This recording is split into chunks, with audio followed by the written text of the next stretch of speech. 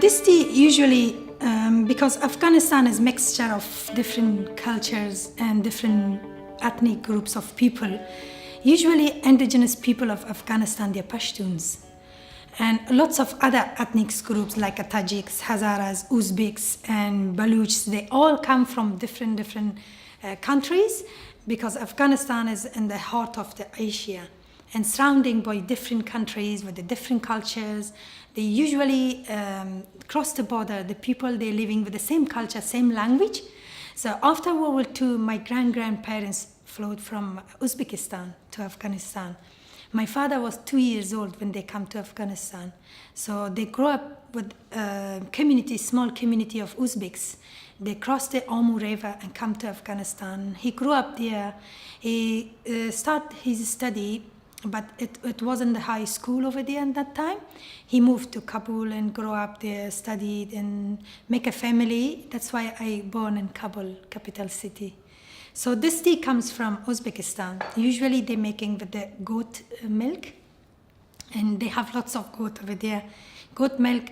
When they finish the tea with a small, nice touch-up, they're putting a very fresh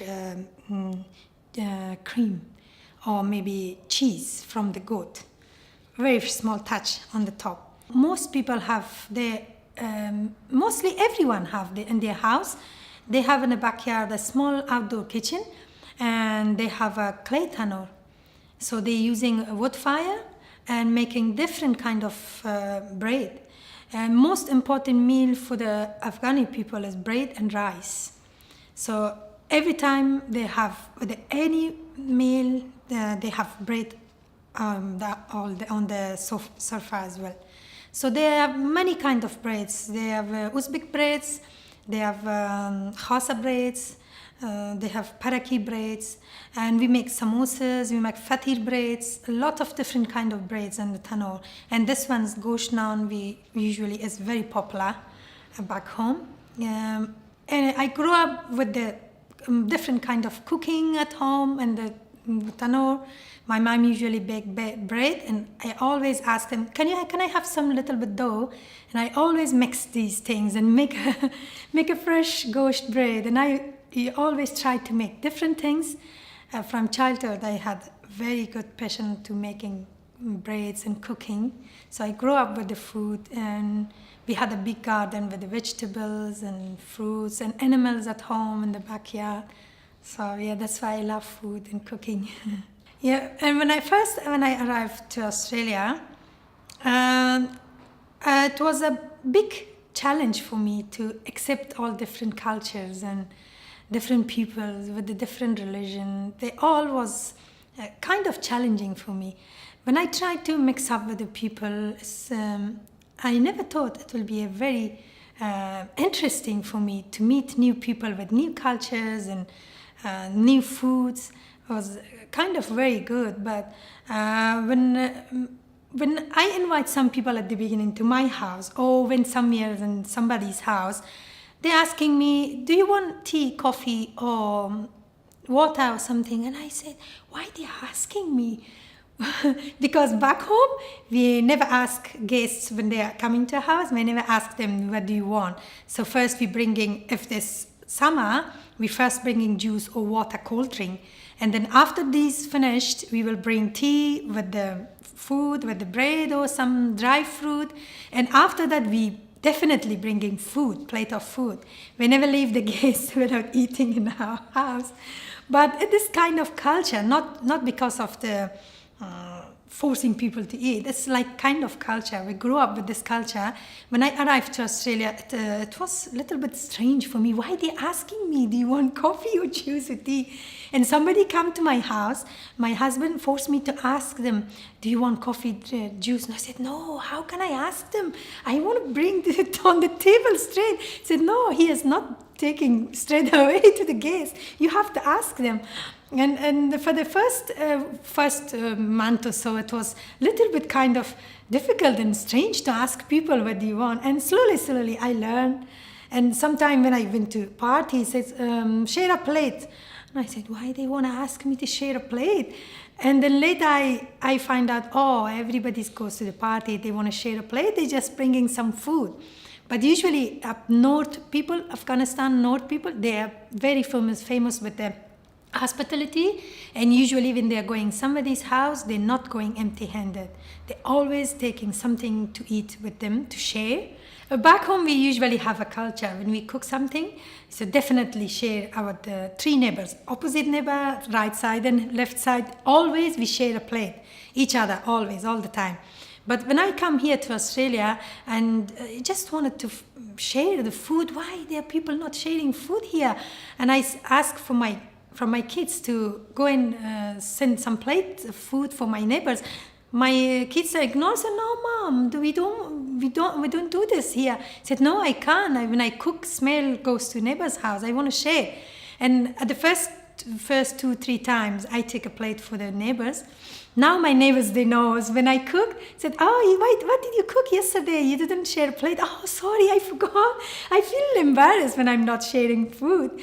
Oh, usually I'm sharing. When I live in the last 5 years, I live in the court. We have 7 families in the court. So usually sharing food each other.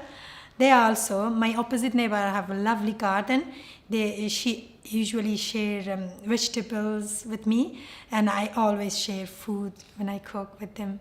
It's very good, very interesting. And they find out there's a lovely culture, sharing each other food and friendship. This makes your friendship strong. And I usually thought about back home, about friends, relatives back home. And we finally made on 2014 to go back with my husband and my daughter, because my mother-in-law was very sick and she wants to see my daughter, because Yalda, my daughter, born here. So we decided to go maybe for a month. When I've been there back home, it was completely different for me. And I wasn't feeling comfortable. When I go out, I used to go for the first 2-3 days with only just a scarf, go out. And then I come back home crying because the people not accepting you like this. So the situation is horrible, not good, especially for the women. And then I have to borrow my sister's hijab and put full hijab and cover my face. And I said for my husband, it's not the country I grew up. I don't want to stay anymore. I just want to go back home. It's not my home now.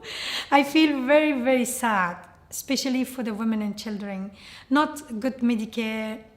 Health opportunities not good for the kids. Education is not good.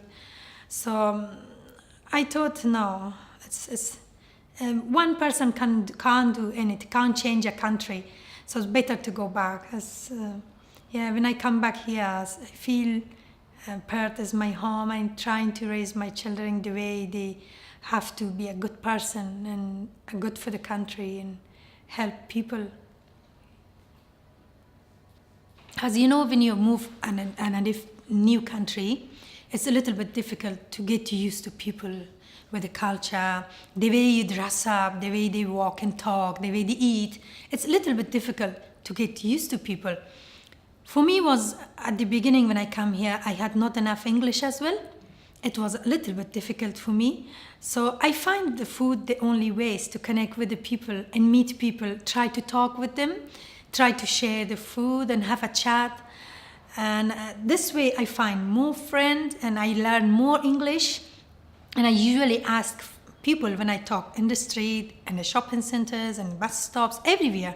When I talk to them, I ask them, can you fix my English, please? Usually I ask people. Now as well, anytime I talk to the people, I ask them, if I have any mistake during conversation, please stop me and fix my English. This way I learn more than school. I learn more talking with the people, conversation. And this way, the food was only way to connect with the people, talk with them, have a conversation, share the foods. And I learn more about the other different cultures, different foods from different countries. And I try to learn their culture and food as well.